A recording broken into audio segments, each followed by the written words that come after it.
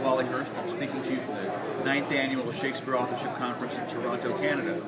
Linda has asked me about what I talked about yesterday.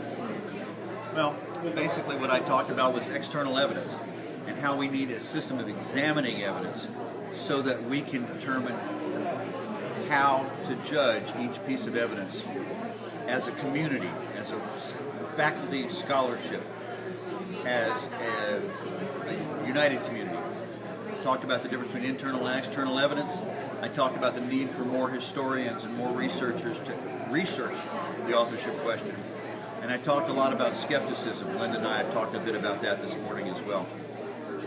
The biggest thing about skepticism is we have to recognize our own biases, our own fallacies in our everyday thinking, both in others, which is easy, and in ourselves, which is not so easy. Very, very difficult to recognize our own biases.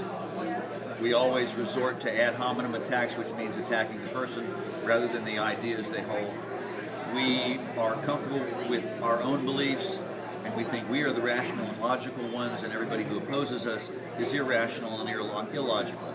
And those are just two of the fallacies and mistakes in everyday thinking and the cognitive biases that we hold.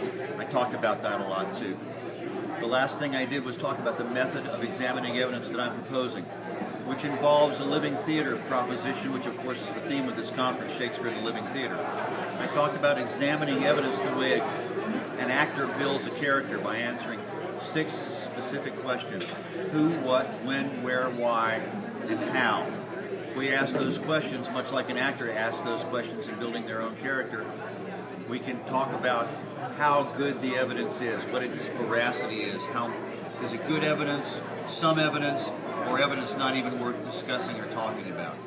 If you ask the questions of who, what, when, where, why, and how.